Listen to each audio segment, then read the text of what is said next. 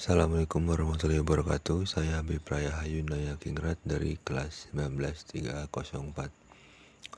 Di sini saya mengambil tema tentang energi bersih dan terjangkau. Latar belakang, masalah yang berkaitan dengan energi dan sumber daya merupakan masalah yang sampai saat ini masih belum mendapatkan solusi yang tepat. Sampai saat ini, masalah yang berkaitan dengan energi dan sumber daya alam masih menjadi permasalahan yang tidak kunjung mendapatkan solusi yang tepat.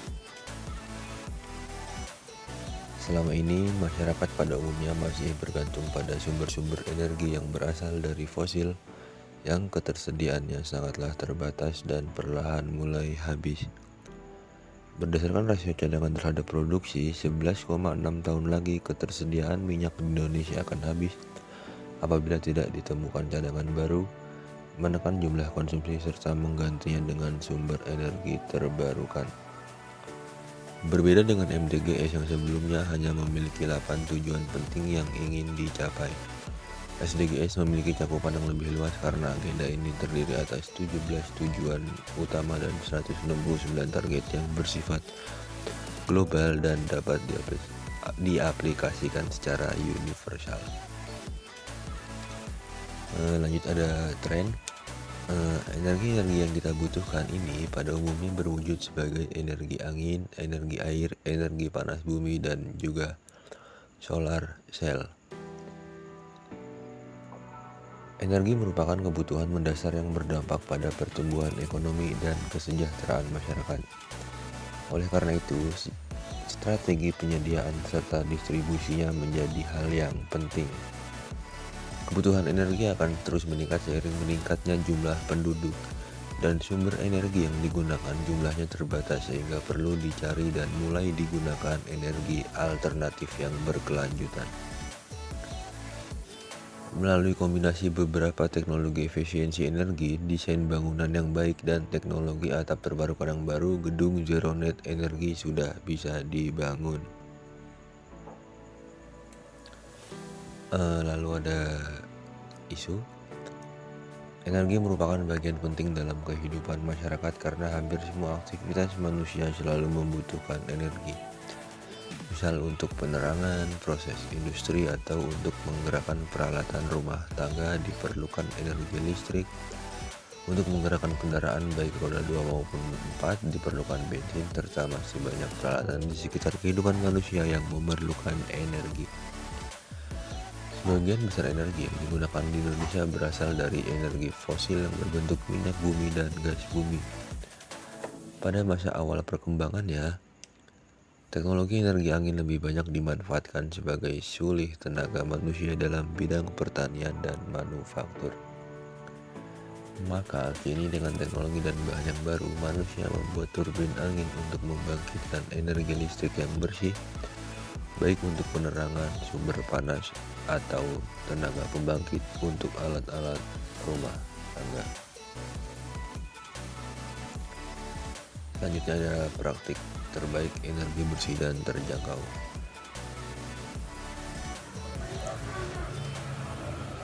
Oleh karena rendahnya emisi yang dihasilkan dari konsumsi energi terbarukan, transisi menuju sumber energi terbarukan ini merupakan langkah penting yang harus ditempuh untuk mitigasi dampak perubahan iklim serta untuk mewujudkan masa depan yang lebih hijau. Selain itu, sebagai bentuk mekanisme deliberasi tujuan pembangunan berkelanjutan yang ketujuh, yaitu energi bersih dan terjangkau, keterjangkauan energi yang dapat ditawarkan oleh bentuk energi bersih ini mewujud pada ketersediaan sumbernya di alam Indonesia. Segitiga alat ukur energi ini mendefinisikan 3 dilema yang kerap kali dihadapkan dalam diskursus mengenai energi, yaitu keterjangkauan, keamanan atas energi, serta keberlanjutan dari pemanfaatan energi tersebut.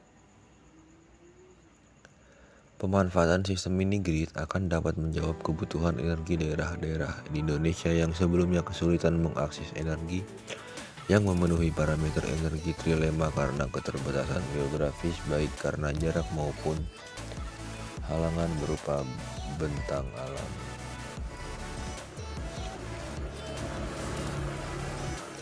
Lalu ada tantangan energi bersih ke depan.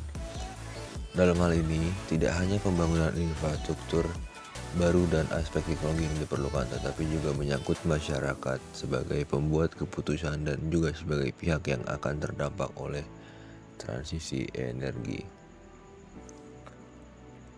Ada beberapa tantangan dalam memahami risiko sosial transisi energi dan mengukur jumlah pendanaan yang dibutuhkan. Secara umum, biaya sosial biasanya dikaitkan dengan jaminan pekerjaan atau jaring pengaman sosial. Sedangkan pengertian lain merujuk pada gagasan mengenai keadilan energi, distribusi biaya dan manfaat yang merata bagi komunitas yang terdampak oleh perubahan sistem energi. Data yang dapat menggambarkan dampak transisi pekerjaan pada level lokal atau regional, terlebih pada area yang memiliki ketergantungan terhadap industri batu bara, dapat memberikan informasi yang lebih rinci pada institusi keuangan dalam memperhitungkan biaya untuk jaring pengaman sosial, pelatihan kerja, dan juga penyediaan alternatif pekerjaan lain. Dalam hal ini, lagi-lagi data menjadi aspek krusial untuk memvisualisasikan bagaimana perputaran ekonomi di daerah yang bergantung pada industri bahan bakar fosil menjadi terdistorsi dengan adanya transisi energi.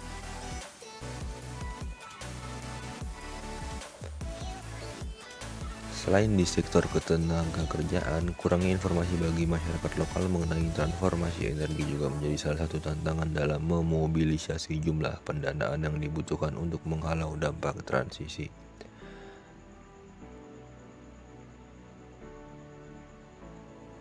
Terutama di area yang bergantung dengan keberadaan industri bahan bakar fosil. Kurangnya informasi dan pengetahuan dapat meningkatkan kerentanan sosioekonomi pada masyarakat.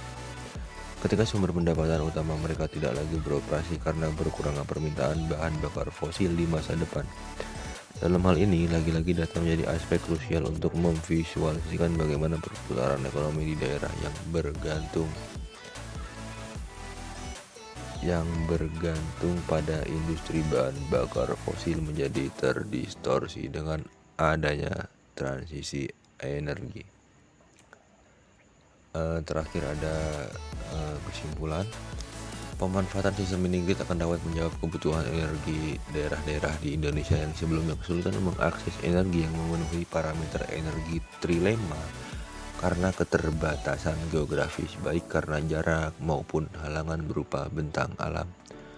Oleh karena rendahnya emisi yang dihasilkan dari konsumsi energi terbarukan, transisi menuju sumber energi terbarukan ini merupakan langkah penting yang harus ditempuh untuk memitigasi dampak perubahan iklim serta untuk mewujudkan masa depan yang lebih hijau. Selain itu, sebagai bentuk mekanisme di deliberasi tujuan pembangunan berkelanjutan yang ketujuh, yaitu energi bersih yang terjangkau, keterjangkauan energi yang dapat ditawarkan oleh bentuk energi bersih ini mewujud pada ketersediaan sumbernya di alam Indonesia. Baik, mungkin segitu saja presentasi dari saya, kurang lebihnya mohon maaf. Wassalamualaikum warahmatullahi wabarakatuh.